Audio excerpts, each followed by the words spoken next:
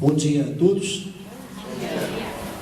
Pegaram de surpresa aí com esse tema aí, neurologia, né? Como não sou um expert em neurologia, trouxe a doutora Renata Conte para falar sobre a parte da anatomia, fisiologia, e eu falo sobre a parte prática. Então nós vamos fazer um bate-bola aqui. Bom dia, então meu nome é Renata, eu não sou expert em neurologia, eu sou fisioterapeuta e trabalho com terapia complementar também desde 99. Então a gente quer apresentar para vocês um resumo das principais patologias neurológicas, então apresentando a parte da fisiologia mesmo e como a terapia complementar pode atuar, né, no tratamento dessas patologias. O que a gente tem representado aqui nessa primeira parte são os receptores que estão distribuídos aí pelo nosso corpo inteiro. Tá? Para justificar aí cientificamente qual é a importância do toque no tratamento, né? O porquê que a massagem faz tão bem para as pessoas, qual é o efeito analgésico que ela tem. Então, se a gente for lembrar que a nossa pele é ali o maior órgão do nosso corpo, que tem milhões de receptores espalhados por ela, que vão fazer esse circuito de interligação da periferia com o centro, levando as informações necessárias aí para o sistema nervoso central processar e emitir uma boa resposta para os neurônios motores. Então a gente vai falar um pouquinho do acidente vascular encefálico, né? E lembrando que era acidente vascular cerebral, ou popular derrame, e hoje a gente tem que usar esse termo. Então ele pode ser causado tanto pela obstrução de uma artéria, que leva à isquemia de uma área do cérebro, como por uma ruptura arterial seguida de derrame. Os neurônios alimentados pela artéria atingida ficam sem oxigenação e morrem, estabelecendo-se uma lesão neurológica irreversível. A porcentagem de óbitos entre as pessoas atingidas por AVE é de 20% a 30%, e dos sobreviventes, muitos passam a apresentar problemas motores e de fala. Alguns dos fatores que predispõem ao AVE são hipertensão arterial sistêmica, a taxa elevada do colesterol no sangue, obesidade, diabetes mellitus, uso de pílulas anticoncepcionais e o hábito de fumar. Aqui a gente tem a representação de um AVE isquêmico, depois de um hemorrágico, lembrando que os neurônios que são afetados por essa lesão, eles realmente morrem, mas a gente tem bilhões de neurônios. E existe a propriedade da neuroplasticidade. Então, por conta disso, a massoterapia vai influenciar muito nessa patologia. Bom, nós sabemos que isso deixa sequelas, né? Normalmente a pessoa fica com um dos lados sequelados, né? Onde tem dificuldade de trabalhar com aquele lado do corpo. O massoterapeuta, nesse caso, né, nós temos algumas ferramentas para auxiliar, causar um bem-estar melhor, inclusive até recuperar mesmo o sequelado, né? Eu, quando estive na China, né, estagiando no hospital da China, lá eles fazem uma coisa impressionante.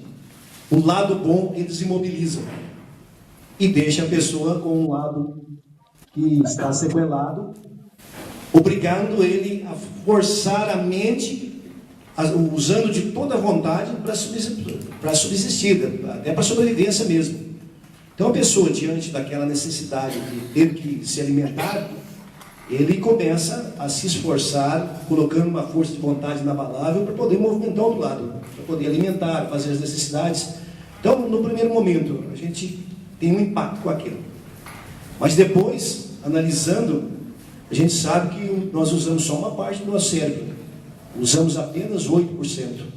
92% está aí para ser descobertos. Então, diante dessa força que é feita lá na China, a gente percebe que existe poucos sequelados.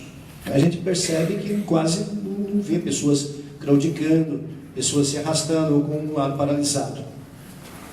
Mas aqui no Brasil, se nós fizermos isso, com certeza vamos receber nos processos, vamos ser presos. Fazer isso com um familiar, então, você não vai ter a coragem de ver o teu familiar se debatendo, sofrendo lá, passando fome. Porque é isso que eles fazem, né? Deixa a pessoa obrigada a subsistir. E o lado bom, imobilizado. Ele acaba despertando, abrindo conexões cerebrais. Nós, então, trabalhando com o shiatsu, né? Nós desbloqueamos sempre os canais de energia do fígado, da vesícula biliar, trabalhando o canal do baço, pâncreas, coração, o pericárdio e o triplo aquecedor. Lógico que nós temos que dar mais atenção nesses canais, né? Então nós podemos também usar o shiatsu, o tuiná, o doin. A aurícula é muito bom. Todas as vezes que o cliente vem em seu consultório, você aplicando uma dessas técnicas, usando a aurícula, você continua prolongando o seu tratamento. Há uma ligação maior, principalmente na aurícula, né? E ainda também recomendamos o fortalecimento do fígado através de fitoterápicos de livre comércio, tais como a alcachofra, Cinaris colimus, dos laboratórios Herbário, Fitomed, Fitoshop, que é o do Paris, quando você é fitoterapeuta e pode fazer essa recomendação, ou pelo menos conhece a técnica de prescrever. Aliás, nós recomendamos. Nós, como massoterapeuta, não podemos receitar, mas podemos recomendar produtos de livre comércio, que são os fitoterápicos. Bom, a esclerose lateral amiotrófica é um tema bem atual, né? A gente tem visto bastante os meios de comunicação falando sobre ela, o trocadilho. Esclerose significa endurecimento e cicatrização. Lateral refere-se ao endurecimento da porção lateral da medula espinhal. E a amiotrófica é a fraqueza que resulta na atrofia do músculo, ou seja, o volume real do tecido muscular diminui. Dessa forma, a esclerose lateral amiotrófica significa fraqueza muscular secundária por comprometimento dos neurônios motores. A degeneração progressiva dos neurônios motores no cérebro, neurônios motores superiores, e na medula espinhal, os neurônios motores inferiores, ou seja, esses neurônios perdem sua capacidade de funcionar adequadamente, transmitir os impulsos nervosos. A ela se desenvolve mais em homens do que em mulheres, mais em brancos do que em negros, e geralmente está associada à faixa etária entre 45 e 60 anos. Nesse slide a gente pode notar que está representado um neurônio normal, um músculo normal, tonificado com seu volume. Na esclerose lateral amiotrófica, a célula nervosa ela é afetada, então não há a transmissão dos impulsos. O músculo ele vai começar a apresentar fraqueza, chegando ao estado de atrofia. Então vai, como é uma patologia progressiva, a pessoa vai progressivamente perdendo os seus movimentos, perdendo o controle do seu corpo, das funções. As funções cognitivas, principalmente memória, raciocínio, elas não são afetadas. Então é uma patologia que é bem difícil o tratamento, né? Então a gente também pode aí ampliar para não só a pessoa que está apresentando esse comprometimento, mas para todos os envolvidos, os benefícios da massoterapia. Bem, aí continua o nosso trabalho ainda como shiatsu-terapeutas, né? Com tuiná, com doin, usando pontos específicos, né? Como vocês viram o Paulo falar agora há pouco, né? Pessoal que conhece um pouco aí sobre o doin, as técnicas onde nós podemos usar os canais para desbloquear, né? Todo esse processo, embora é um processo de degeneração, praticamente é complicado, né, esse processo de reverter. Mas pelo menos nós causamos um bem-estar ao estarmos manipulando, né, a pessoa, né? Tanto com as técnicas aí do shiatsu, do doin, do tuiná, a auriculoterapia sempre é recomendado, né? O reiki e a cromoterapia. A massoterapia só vai oferecer um suporte para a manutenção da qualidade de vida do cliente. Não vai conseguir reverter o processo. Embora nós também temos que perceber que muitas doenças também são de origem karmáticas. É uma situação complicada que às vezes a gente fala aí nas minhas palestras, eu sempre falo.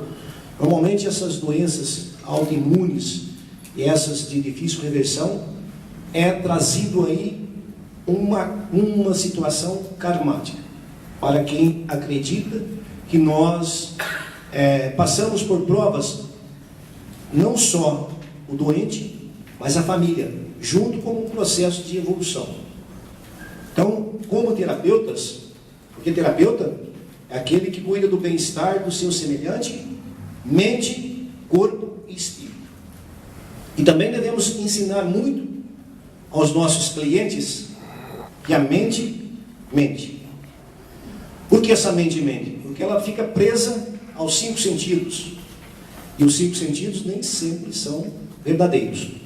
Quantas vezes nós vemos as imagens de ilusão de ótica, não é real.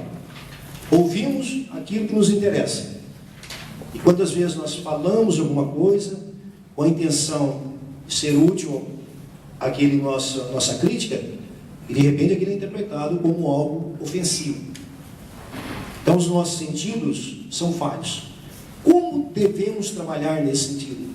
Fazer com que essas pessoas que estão diante dessas doenças adquiram uma intuição mais aperfeiçoada e uma percepção daquilo que está se passando com ele, e principalmente os familiares, porque todo mundo que está em volta ali está imediatamente ligado com essa situação de uma prova para uma família, e compreender, porque normalmente os familiares, as pessoas que estão à volta, se sentem muito incomodados, sentem que aquilo é complicado, é um peso, é difícil, às vezes não encara a situação, prefere terceirizar aquela situação, pegar um cuidador ou colocar numa clínica, sendo que nesse momento o maior conselho que o terapeuta deve dar para a família é estar ao lado dessa pessoa, não tirá-lo de perto, tá?